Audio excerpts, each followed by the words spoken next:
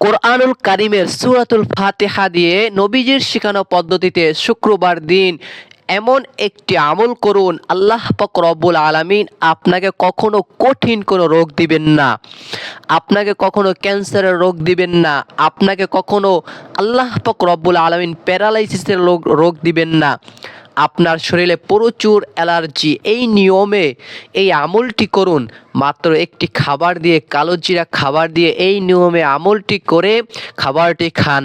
আল্লাহ পাক রব্বুল আলামিন আপনাকে পৃথিবীর বুকে, আল্লাহ পাক রব্বুল আলামিন যত কঠিন কঠিন মহামারী রোগ আল্লাহ পাক রব্বুল আলামিন দিয়েছেন, কোনো রোগ ইনশাআল্লাহ আল্লাহ তাআলা ব্যতীত, আল্লাহ তাআলা দেওয়া ছাড়া কোনো রোগ হবে না।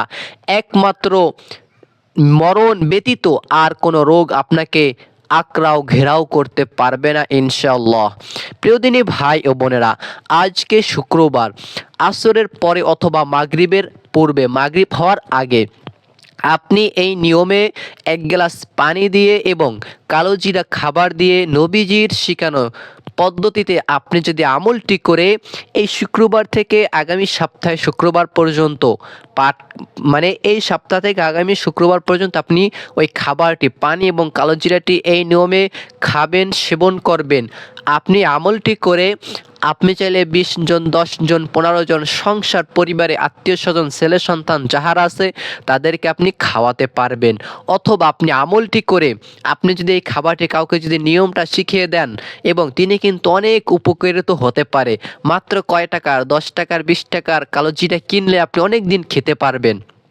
তাহলে নবীজির শিখানো পদ্ধতিতে আমরা সেই আমলটির কথা বলে দিব। প্রিয়দিনী ভাই ও বোনেরা, আমাদের দুনিয়ার ভিতরে দেখা যায় অনেক মানুষ অনেক ক্যান্সার রোগে আক্রান্ত। আল্লাহ, কালকেও আমি যখন যাচ্ছি তখন আমার পাশে বসে এক ভাই বলল যে তোমার অমুক আত্মীয় স্বজন কেমন আছে, তার কি অবস্থা, তোমার হতে পারে বাবা মা, এইভাবে করে আমি শুনি নাই। তখন বললেন যে ক্যান্সার রোগে আক্রান্ত, প্রায় অনেক টাকা লাগবে, প্রায় 1.5 লাখের মতো, এরকম বড় একটা অ্যামাউন্টের প্রয়োজন তার, মানে তিনি চিন্তাভুক্ত হয়ে আছেন। দেখেন আল্লাহ তাআলা আমাদেরকে, আপনাকে কি সুস্থ রেখেছেন।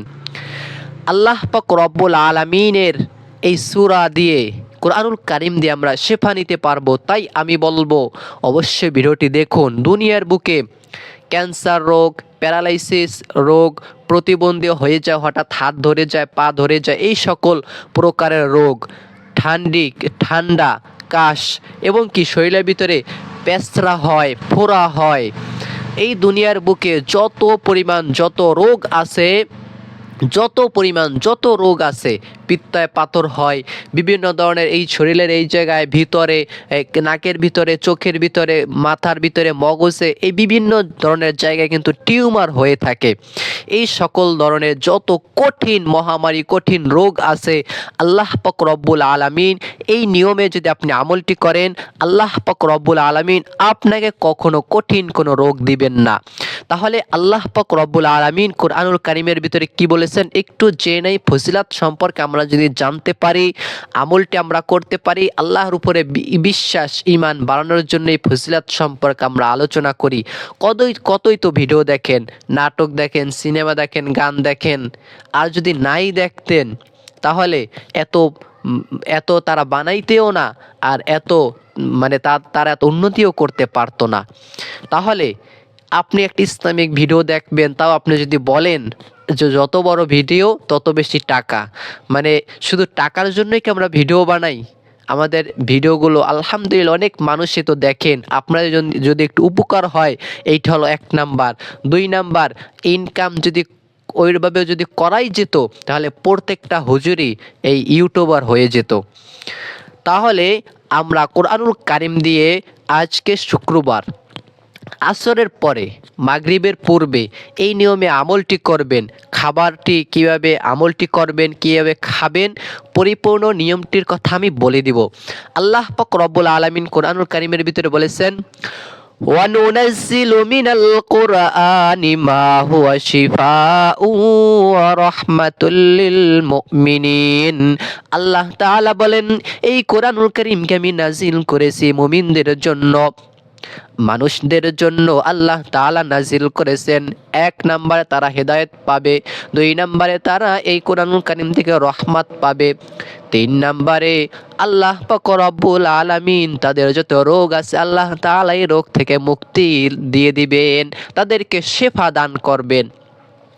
আমরা যদি কোরআনুল কারীম দিয়ে আমাদের পরিবার, সংসার, ছেলে সন্তান, আত্মীয় স্বজন, রাষ্ট্র সবকিছু চালাতে পারি, অবশ্যই রহমত আসবেই আসবে। তাহলে কোরআনুল কারীমে সূরাতুল ফাতিহা দিয়ে কিভাবে আমলটি করবেন আমি বলে দিব। আল্লাহ পাক রব্বুল আলামিন এই শুক্রবার দিনকে কত মর্যাদাপূর্ণ বানিয়ে দিয়েছেন তা কি আপনি জানেন? না জানলে একটু শুনুন। আল্লাহ তাআলা কোরআনুল কারীমের ভিতরে সূরাতুল জুমাকে নাজিল করেছেন স্বতন্ত্র সূরা হিসেবে। আল্লাহ তাআলা এই শুক্রবার দিনের ওসিলায় আল্লাহ তাআলা কোরআনুল কারীমের ভিতরে বলেছেন, ইয়া আইয়ুহাল্লাযীনা আমানু ইযা নুদিয়া লিস-সালাতি মিন ইয়াউমিল জুমআতি ফাসআউ ইলা যিকরিল্লাহ।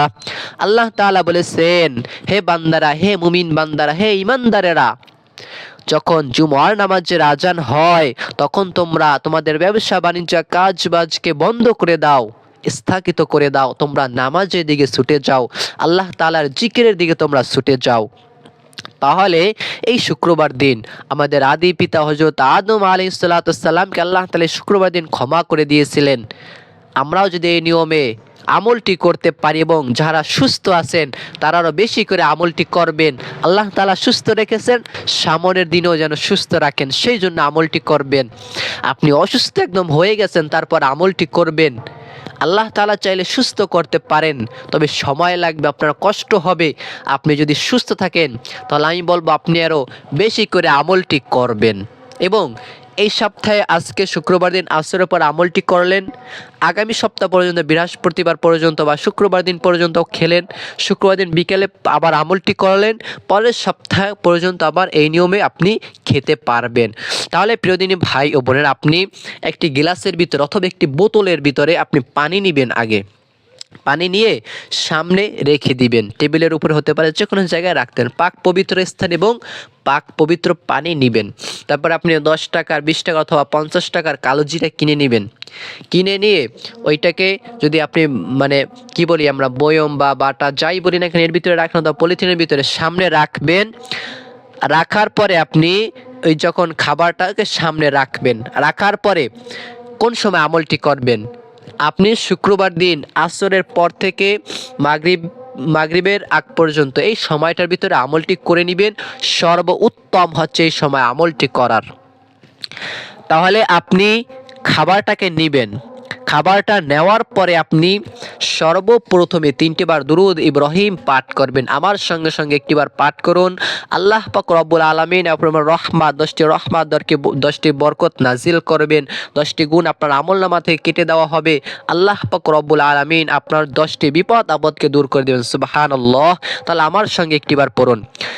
اللهم صل على محمد وعلى آل محمد كما صليت على إبراهيم وعلى آل إبراهيم إنك حميد مجيد اللهم بارك على محمد وعلى آل محمد كما باركت على إبراهيم وعلى آل إبراهيم إنك حميد مجيد। 3টি বার দুরূদ শরীফ পাঠ করবেন, 3টি বার ইস্তিগফার পাঠ করবেন। আস্তাগফিরুল্লাহ, আস্তাগফিরুল্লাহ, আস্তাগফিরুল্লাহ 3টি বার পর্যন্ত পাঠ করবেন।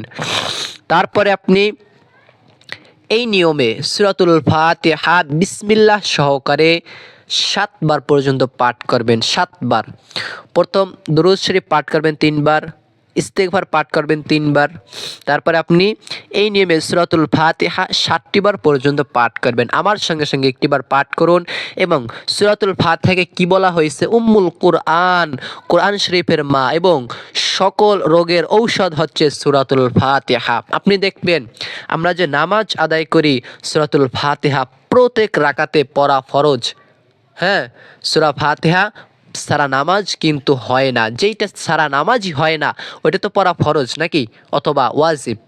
আপনি কি করবেন, সূরাতুল ফাতিহাকে সর্বপ্রথমে পাঠ করে নেবেন 7 বার বিসমিল্লাহ সহকারে। যেমন আমি পড়িয়ে দিচ্ছি, বিসমিল্লাহির রহমানির রহিম, আলহামদুলিল্লাহি রাব্বিল আলামিন, আর রহমানির রহিম, মালিকি ইয়াউমিদ্দিন, ইয়াকা না'বুদু ওয়া ইয়াকা নাস্তাঈন, ইহদিনাস সিরাতাল মুস্তাকিম, সিরাতাল্লাযীনা আন'আমতা আলাইহিম গায়রিল মাগদুবি আলাইহিম ওয়ালাদ-দাল্লিন।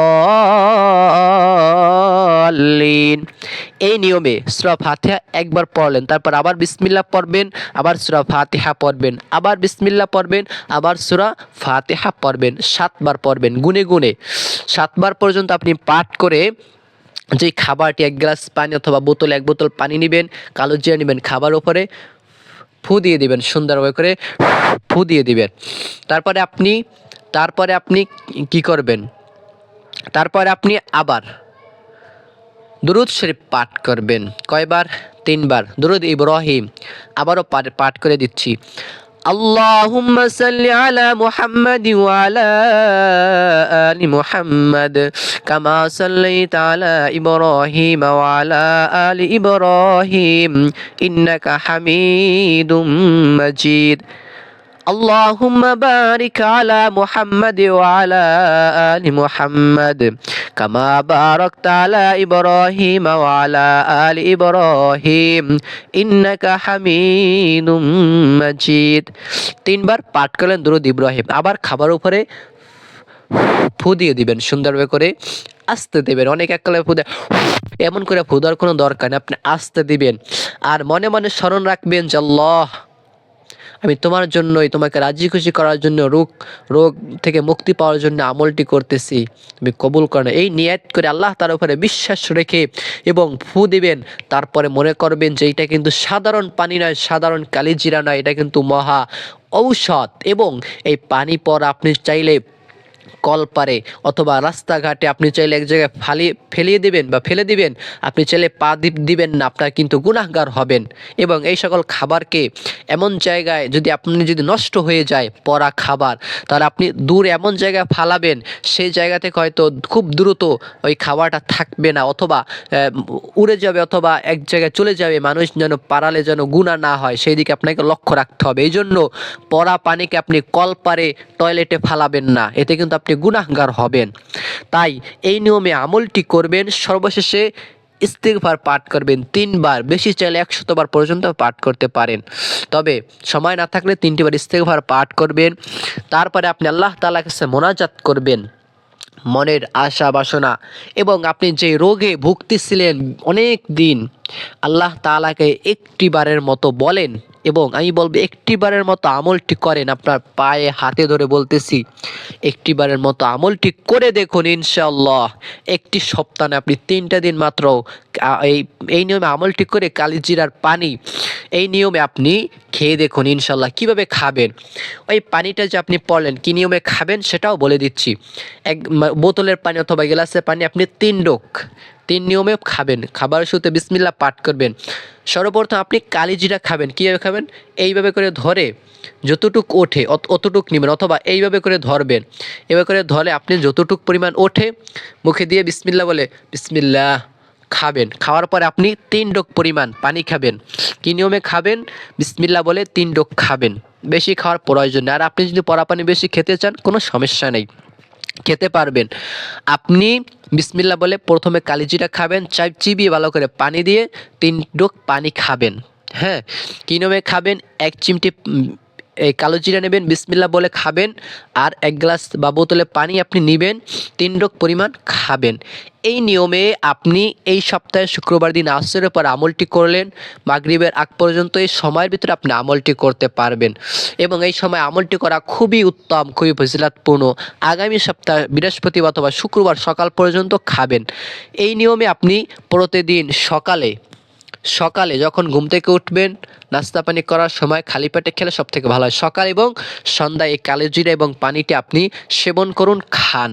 আল্লাহ পাক রব্বুল আলামিন দুনিয়ার ভিতরে যত মহামারী, যত কঠিন কুষ্ঠ রোগ, প্যারালাইসিস রোগ, যত পরিমাণ যত খারাপ রোগ আছে, যে রোগ হলে মানুষ কিছুই করতে পারে না, আল্লাহ পাক রব্বুল আলামিন আপনাকে আরোগ্য দান করবেন, সুস্থতা জীবন দান করবেন ইনশাআল্লাহ।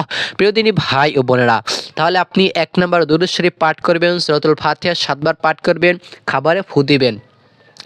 আবার আপনি দুরূদ শরীফ পাঠ করবেন 3 বার, ইস্তেগফার পাঠ করবেন, আবার ফু দিবেন, আল্লাহ তাআলার কাছে মোনাজাত করবেন। আপনার যেই রোগ, ক্যান্সার, হ্যাঁ, স্ট্রোক রোগ হতে পারে, হার্ট অ্যাটাক অথবা যে কোনো বড় ধরনের রোগ হতে পারে, আল্লাহ তাআলার কাছে মাপ চাইবেন, ক্ষমা চাইবেন এবং আল্লাহ তাআলার কাছে মন খুলে প্রাণ খুলে দোয়া করবেন ইনশাআল্লাহ। আল্লাহ পাক রব্বুল আলামিন কবুল করে নেবেন, সেই আশা রেখেই আল্লাহ তাআলার কাছে দোয়া করবেন। প্রিয়দিনী ভাই ও বোনেরা, ভালো থাকুন, সুস্থ থাকুন, আল্লাহ হাফেজ। আমি এই জায়গায় বিদায় নিচ্ছি, দেখা হবে আবার অন্য কোনো ভিডিওতে। আসসালামু আলাইকুম ওয়া রাহমাতুল্লাহ।